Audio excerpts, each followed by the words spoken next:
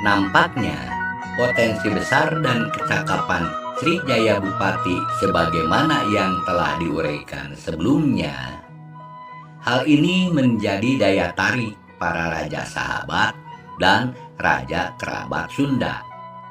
Sehingga Srijaya Bupati memiliki istri terdiri dari 1. Dewi Wulansari, putri Sri Dharmawangsa Teguh dari Jawa Timur, dan kakaknya bernama Dewi Laksmi juga menikah dengan Prabu Erlangga Kahuripan.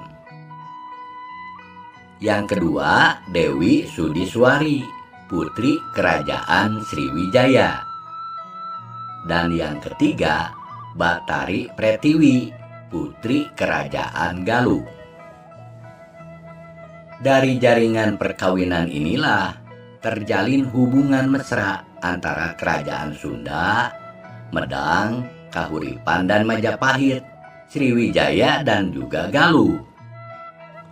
Bahkan dua putri Srijaya Bupati kemudian ditikah oleh menteri dari Kerajaan Bali, yaitu kerajaannya orang tua Airlangga, dan menteri dari kerajaannya Airlangga di Kahuripan. Sedangkan adik perempuan Srijaya Bupati diperistri oleh Raja Wurawari, musuhnya Sri Dharmawangsa Teguh dan Prabu Airlangga. Srijaya Bupati Jayamanahen adalah gelar masa mudanya karena ia perkasa dan mahir dalam strategi tempur, sehingga mampu memberantas para penyamun di pesisir pantai Selat Sunda, bahkan dapat menghancurkan armada perompak bajak laut di perairan lepas. Hal ini membuat kagum Sri Dharmawangsa Teguh sebagai mertuanya dan Prabu Airlangga sebagai iparnya, serta Raja Wurawari dari Sriwijaya. Dalam carita Parahyangan, Prabu Detya Maharaja Srijaya Bupati berkuasa di tanah Sunda selama 12 tahun dan di Kerajaan Galuh selama 7 tahun. Menurut prasasti Sang Hyang Tapak di Sungai Cicatih, Cibadak, Sukabumi, gelar abisekanya adalah Maharaja Srijaya Bupati Jayamanahen Wisnumurti Samarawijaya Sakala Buana Mandaleswara Nindita Haro Gowardana Wikramo Tunggadewa, merupakan Raja Kerajaan Sunda ke-20 yang berkuasa di Sunda dan Galuh antara tahun 1030 sampai 1042 Masehi. Ibunya Srijaya Bupati merupakan putri asal Sriwijaya yang masih kerabat Raja Wurawuri.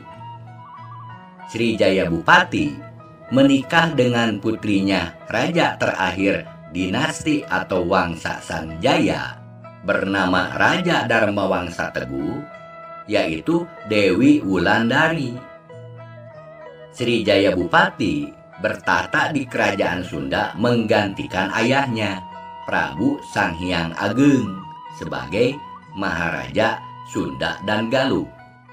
Namun pemerintahan di Galuh sejak tahun 1027 Masehi sehari-harinya dikuasakan kepada adik permaisurinya yang bernama Dewi Sumbadra.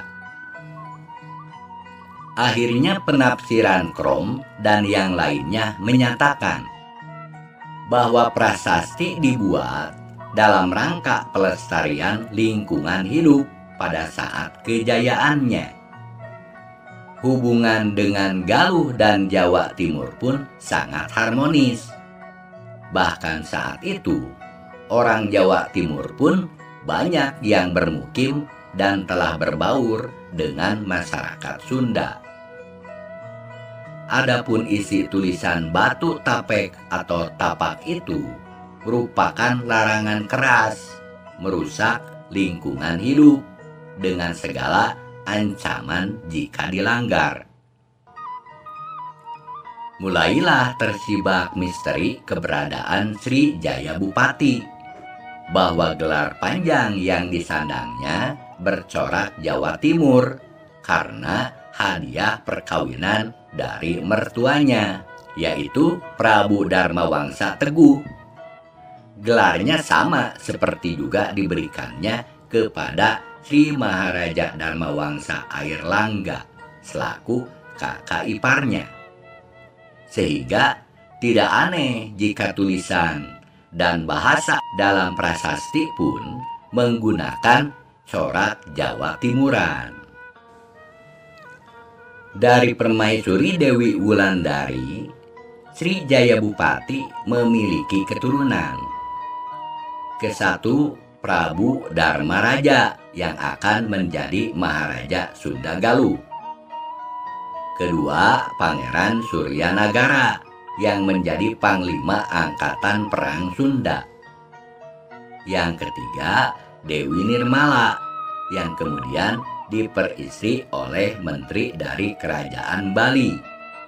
Yang keempat, Dewi Sugara yang kemudian diperistri oleh menteri dari Kerajaan Kahuripan. Dari Dewi Sudiswari, Sri Jaya Bupati memiliki keturunan, yaitu kesatu Sang Wirakusuma yang kemudian menjadi Menteri Maritim Sunda. Yang kedua, Sang Wikramajaya yang kemudian menjadi Panglima Angkatan Laut. Dari Batari Pertiwi, Sri Jaya Bupati memiliki keturunan, yaitu kesatu Batara Hyang Purnawijaya yang menjadi resi guru di wilayah Galuh. Yang kedua, Putri Dewi Purnawangi. Yang ketiga, Putri Dewi Surabi. Yang keempat, Sang Surendra yang menjadi menteri di Galuh. Setelah Sri Jaya Bupati wafat, maka putra mahkotanya dinobatkan dengan gelar Prabu Dharmaraja Jaya Manahen Wisnumurti Sakala Sunda Buana yang berkuasa antara tahun 1042 sampai tahun 1065 Masehi.